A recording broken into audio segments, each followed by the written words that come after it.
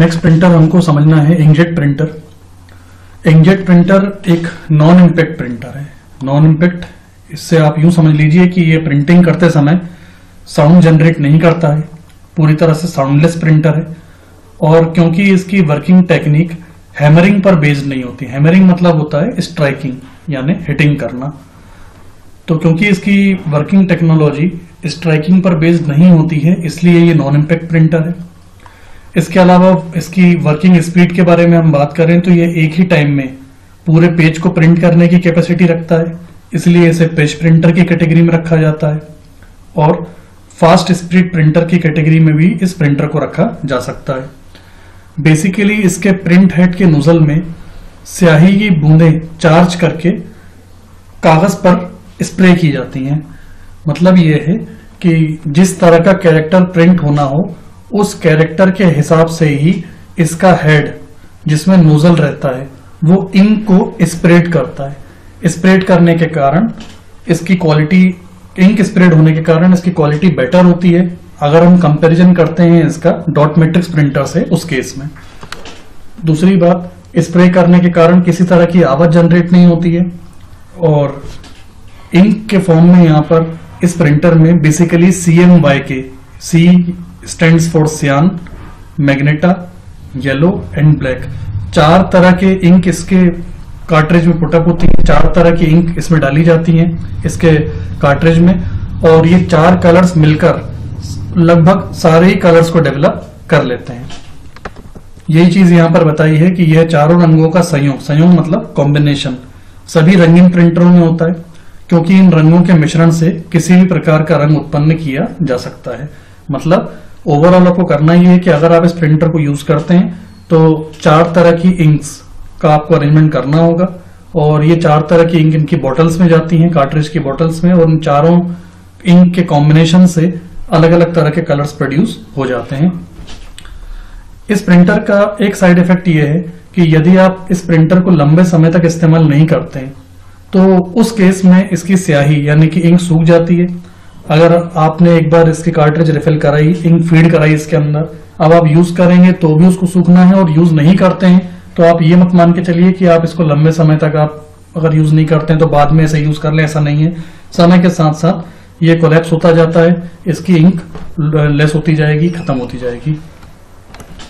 यही बात यहाँ पर बताई हुई है कि इस प्रिंटर की एक मुख्य समस्या यह है कि लंबे समय तक यदि आप यूज नहीं करते हैं तो प्रिंट हेड में इंक क्लोजिंग होने के कारण, यानी इंक निकलने का जो ब्लॉक होता है वो लॉक हो जाता है, और इंक के नोजल के मुहाने पर स्याही जमकर जो होल्स रहते हैं जहां से स्याही स्प्रेड होती है, इंक स्प्रेड होती है, वो होल्स को बंद कर देती है, जिसके कारण ये इंक क्लोजिंग हो जाती है, यानी कि उसमें फंसने लगती है।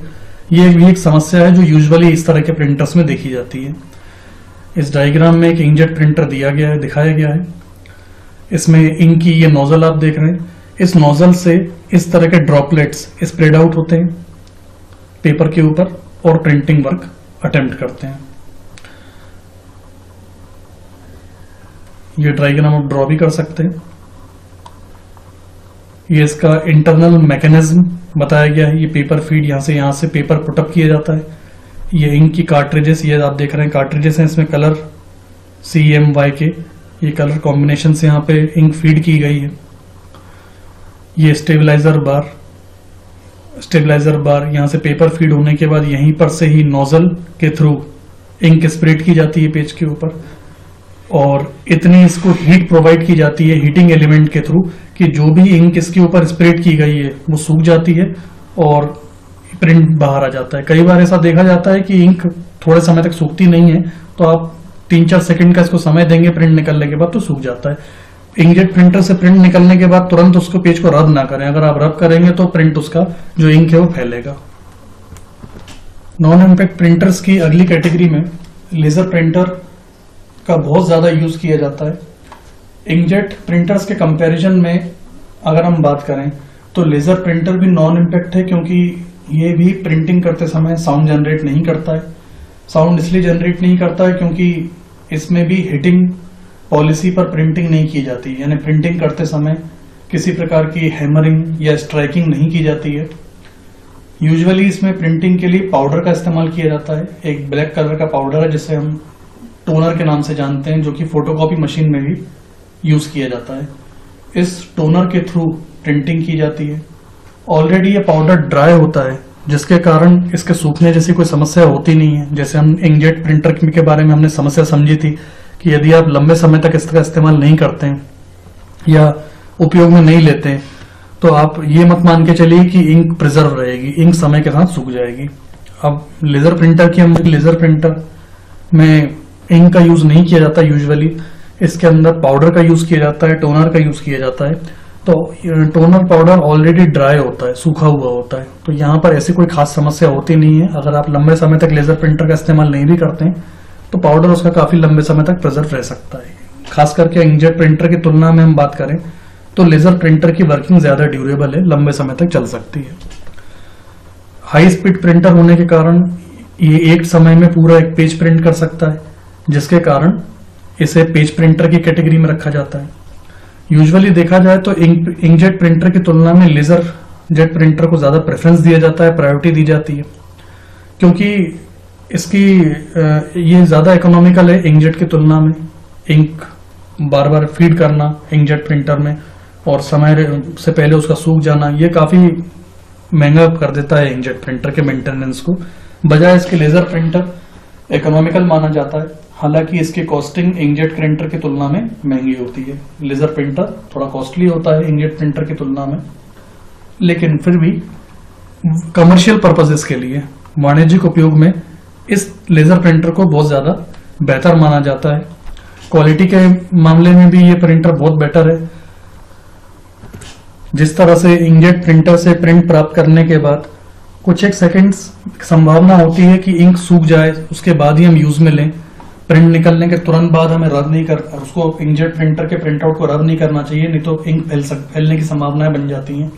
लेजर प्रिंटर के साथ ऐसा कोई इशू नहीं है, क्योंकि पाउडर पहले से ही ड्राई होता है और इसके हीटिंग एलिमेंट प्रिंटिंग के दौरान पेज को इतना ज्यादा हीट कर देते हैं कि वो पाउडर उस पर पूरी तरह से पुटअप हो जाता है और प्रिंट निकलने के तुरंत बाद आप उसे यूज में ले सकते हैं और इसमें किसी तरह के पाउडर के फैलने जैसे चांसेस होते नहीं हैं। Laser printer usually black and white के साथ साथ कलर फॉर्म्स में भी अवेलेबल है, मतलब कलर प्रिंटर के वर्जन्स भी अवेलेबल हैं। और लेजर प्रिंटर कलर प्रिंटर्स में भी CMYK फॉर्मेट की ही इंक्स का यूज किया जाता है और इन्हीं चारों इंक्स के कॉम्बिनेशन से अलग अलग कलर्स प्रोड्यूस किए जा सकते हैं। जैसा कि पहले भी समझ चुके हैं कि पिक्चर की क्वालिटी या कोई भी इमेज की क्वालिटी DPI पे डिपेंड करती है। DPI मतलब होता है डॉट्स पर इंच। जितने डॉट्स ज्यादा होंगे उतने वो एक दूसरे के ज्यादा करीब होंगे, जितने करीब ज्यादा होंगे उतनी पिक्चर क्वालिटी ज्यादा बेटर होगी। अब उदाहरण के लिए आप समझ लीजिए कि यदि कोई लेजर प्रिंटर 300 DPI पे प्रिंट करता है, वहीं दूसरा अगर कोई लेजर प्रिंटर 2400 DPI पे प्रिंट करता है, तो स्वाभाविक रूप से आप समझ लीजिए कि 2400 DPI वाले प्रिंटर की क्वालिटी 300 की तुलना में बहुत ज्यादा बेहतर होगी।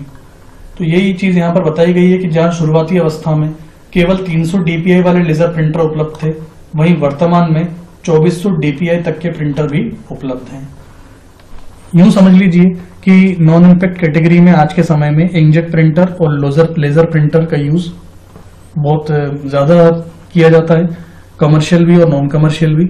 हालांकि दोनों की कंपैरिजन किए जाएं तो दोनों अपनी अपनी जगह पे कुछ एडवांटेजेस को लिए हैं, कुछ डिसएडवांटेजेस को भी लिए हुए हैं। जैसे इंकजेट की बात करें तो अगर उसका मेंटेनेंस महंगा है तो लेकिन उसकी कॉस्टिंग सस्ती होती है, वो कम पैसों में खरीदा जा सकता है। वहीं अगर लेजर जेट की हम बात करें तो इकोनॉमिकल तो है लेकिन उसकी कॉस्टिंग ज्यादा होती है। तो यूजर अपनी रिक्वायरमेंट के हिसाब से इन प्रिंटर में से अपनी प्रेफरेंस तय कर सकता है और उसके हिसाब से परचेज कर सकता है। अगला प्रिंटर है ड्रम प्रिंटर। ड्रम प्रिंटर क्योंकि थ्योरी में है इसलिए हमको समझना है, अदरवाइज देखा जाए तो ड्रम प्रिंटर अभी के समय में इस्तेमाल नहीं किया जाता है क्योंकि ये मार्केट में अवेलेबल नहीं है। प्रिंटर की शुरुआती जनरेशंस में इसका इस्तेमाल किया जाता था ड्रम प्रिंटर, क्योंकि हिटिंग पर आधारित है, स्ट्राइकिंग पर आधारित है, इसलिए इसे इम्पैक्ट प्रिंटर की कैटेगरी में रखा जाता है। हाई स्पीड प्रिंटर इसको नहीं माना जा सकता, इसे स्लो स्पीड प्रिंटर कहा जाता है। ड्रम प्रिंटर नाम की तरह इसकी इंटरनल जो मैकेनिज्म है वो बेलनाकार होती है, यानी कि सिलेंड्रिकल। सिलेंड्रिकल ड्रम पर कई सारे कैरेक्टर्स एम्बोस्ड रहते हैं, कुछ इस तरह से देखिए आप। ये सिलेंडर घूमता जाता है, सिलेंडर घूमता जाता है, घूमता जाता है। यहां पर ये हैमर, अब जैसे मान लीजिए कि आर प्रिंट करना है, तो ये सिलेंडर घूमकर आर वाली लोकेशन इस पे आएगी और ये हैमर पूरे पेज पर इस तरह रोटेट होता रहता है। जहां पर उसको प्रिंट करना होगा पहले वो उस लोकेशन पे पहुंचेगा। उदाहरण के लिए यहां पर प्रिंटिंग करनी है तो हैमर यहां पहुंचेगा, ड्रम घूमकर आर वाली लोकेशन यहां लेके आएगा और ये हैमर इतनी तेज हिट करेगा कि ये आर उस पेज पर अंकित हो जाएगा। कुल मिला के हैमरिंग होने के कारण ये इम्पैक्ट प्रिंटर की कैटेगरी में आता है। जैसा मैंने बताया, प्रिंटिंग हो सके इसलिए बीच में यहाँ पर रिबन का यूज किया जाता है। ध्यान दीजिए, ये रहा हैमर, ये रहा पेज, पीछे ड्रम और बीच में रिबन। जैसे ही हैमर हिट करेगा का रिबन होने के कारण अंकित कैरेक्टर जो कि ड्रम पर उभरे हुए हैं वो सीधे जाकर उस पेज पर प्रिंट हो जाएंगे। कुल मिला के कुछ इस पद्धति से, ये आंतरिक प्रक्रिया थी ड्रम प्रिंटर की। इसका आपको यूज नहीं है, लेकिन पुराने समय में इस तरह के प्रिंटर का यूज किया जाता था।